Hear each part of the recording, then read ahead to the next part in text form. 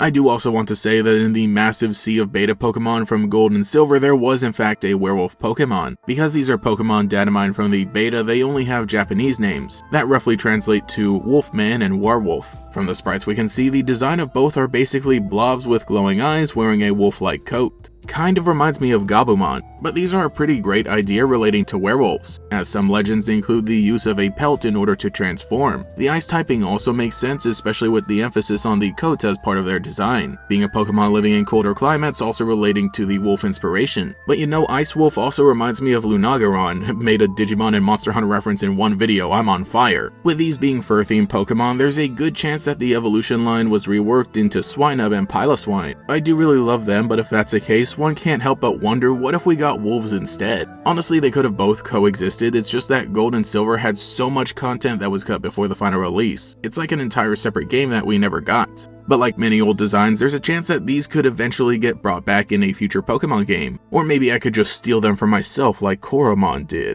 Anyway, here's what I imagine Wolfman would have been like if they made it to the final release of Gold and Silver. First, I think the name Furwolf would fit the first stage a little better, at least in English. It fits the naming convention of the evolution while tying in the main aspect of the fur coat that it wears. Stat-wise, it would be relatively well-rounded with more focus on HP and physical attack. Once brought into Generation 3, it might have Oblivious as an ability just going by what was introduced in those. And I mean, that's kind of the same thing that happened to Swinub. As of Generation 5, I think it would have been cool to have Moxie as a hidden ability. A Pokédex entry might read, "It roams the snowy tundras in search of food. Its thick fur coat helps it survive in the harshest of conditions." Just from the sprite, I honestly really love this Pokemon. It's so round and cute and also has the devious little guy energy that I love in so many Pokemon. I think the evolution can keep the name Werewolf. It would also keep the general stat distribution just being stronger in that physical attack as well as some HP and a little bit of speed. Of course, the abilities would also carry over. A Pokédex entry for this one might read, "Legends tell of its fearsome presence on moonlit nights. Its powerful claws can shatter even the toughest ice."